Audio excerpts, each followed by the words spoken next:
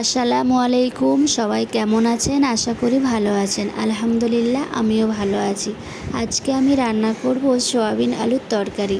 এর জন্য আমি আলুটা কেটে নিয়েছি, টমেটো পেস্ট করে নিয়েছি আর সয়াবিনটাও রেডি করে নিয়েছি।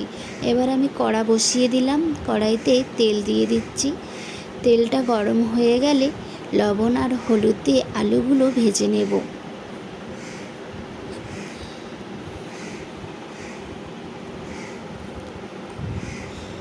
এবার আমি আলুগুলো দিয়ে দিলাম। আলুগুলো আমি হালকা করে নেড়েচেড়ে ভেজে নেব। আলু ভাজা হয়ে গেছে, আমি তুলে রেখে দেব। এবারে আমি সোয়াবিনগুলো এই তেলের মধ্যেই ভেজে নিচ্ছি। ভাজা হয়ে গেছে, এবারে আমি এই কড়াইতে তেল দিয়ে দিলাম। এবার তেলটা গরম হয়ে গেছে, এখানে আমি 3টে এলাচ আর 1 টুকরো দারচিনি দিয়ে দিয়েছি। এবারে আমি পেঁয়াজটা দিয়ে ভালো করে নেড়েচেড়ে সমস্ত গুঁড়ো মশলাগুলো দিয়ে দেব।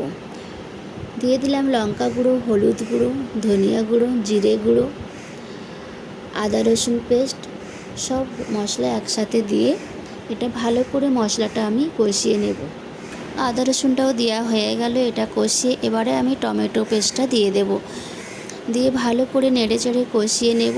কষানো হয়ে গেছে, এতে এবারে আমি আলু আর সয়াবিনটা দিয়ে আরও কিছুক্ষণ কষিয়ে নেব।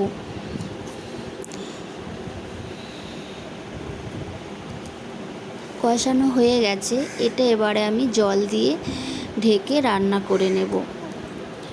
দেখুন বন্ধুরা, আমার রান্না হয়ে গেছে। এই ছিল আজকে আমার দুপুরের খাবার। আর আমার ভিডিওটি ভালো লাগলে অবশ্যই একটি লাইক করে দেবেন।